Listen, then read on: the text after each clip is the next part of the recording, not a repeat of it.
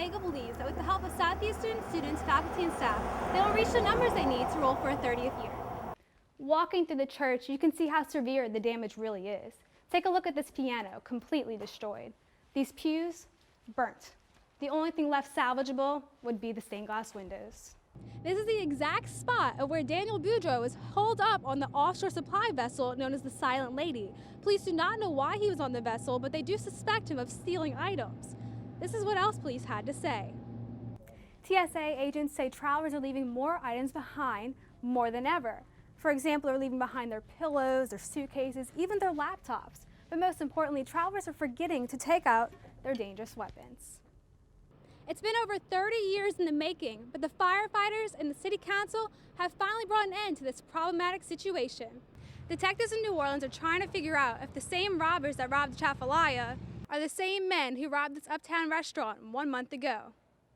It's been a big night for David Vitter as he secured a spot in the November 21st runoff against John Bel Edwards. Tonight he talked about his policy, he talked about education, healthcare, and the budget. He talked about how he would reform those topics and many other things. He also mentioned John Bel Edwards and how he compares him to electing Obama in the state of Louisiana. Hear what else he had to say tonight.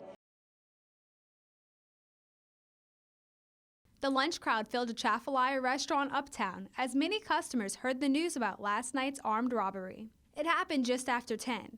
About 15 customers and employees were inside, and the manager realized what was happening right before it went down. He saw them through the window, suiting up, and very quickly ran to the door and locked it. The manager then alerted customers as to what was going on. He very calmly prepped everybody for an ugly inevitable.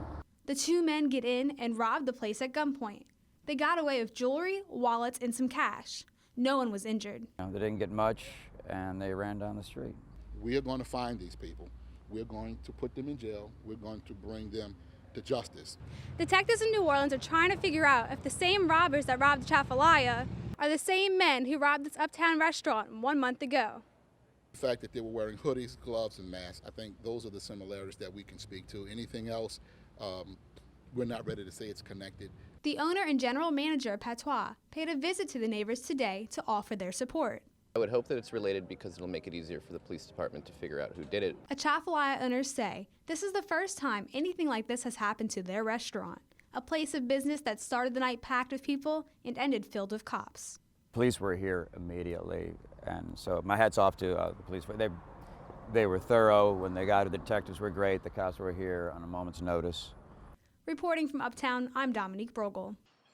A brand new development could be coming to the Mandeville lakefront. Once the home of a pre-stressed concrete plant that helped develop the causeway, the 78-acre site is now owned by two doctors who hope to develop the area into Port Marini. Developers aim for a new urbanism style with the goal of everything being in close walking distance. It is for the walkability concept, and I do believe that most residents will go with that, and the biking community will be large here.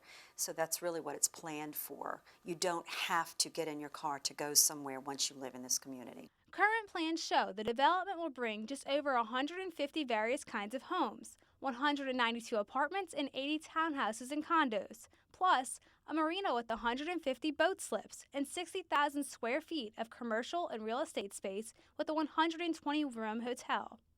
If the Port Marini development is approved, commuters of the Causeway can expect to see big changes. For example, they would like to put a lighthouse right here behind me. But some people are opposed to the idea of such a massive development. It's going to change the way of life here, and I think that's where most of the citizens are starting to realize, like, I don't think I want this. Like, everybody wanted some type of development, but now that they've got what's in front of them, they're starting to make the decision with all the information that this is just too much for this area. We can't handle this. Some citizens worry about the influx of traffic, the number of people, and the changes that could occur in their school systems. This isn't natural growth. You're only actually going to 3 different schools, elementary, one junior high, middle school, and then one high school that are every single one of them is extremely crowded already. The Planning and Zoning Committee and the City Council are holding public hearings each month as they prepare to make a final decision. If we can come to resolution with any and all of those challenges, then I'm more than likely to support it. A date for the 5 City Council members to vote on the development has not been set. Until then, the public hearings will continue. For North Shore News, I'm Dominique Brogel. Members of Bayou Baptist Church in Slidell were shocked to find their church vandalized on Thursday morning. Before I got here, I was so numb, because it's so shocking, and then even coming here as you're making the turns to come here and just imagining what you're going to see when you get there. And when I did see it, it is heartbreaking to see something like this that has went on today.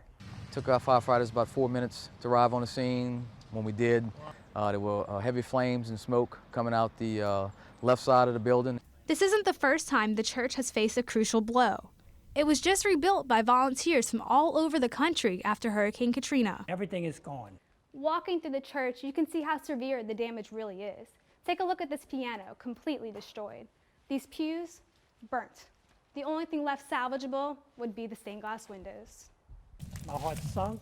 I was disheartening. I was saddened by the fact that somebody would come into a church, not just vandalize it, but then put fire to it. Tremy believes whoever set fire to the church probably ransacked it first. There was evidence, there were Bibles out on the lawn, bottled water that they took out of the pantry area. There was a bicycle that was put on the side. They went into my office and they took the garbage can, which was empty, and they loaded up a bunch of tools. We're working with detectives from the Slidell Police Department on trying to determine the cause. And as of right now, there are some elements to this fire that are somewhat suspicious. Although church members lost their place of worship for a second time, they will not let the loss discourage them. They will rebuild. You can destroy this building, but you can't destroy God's house. Pastor Tremy plans to have Mass on Sunday outside under their gazebo.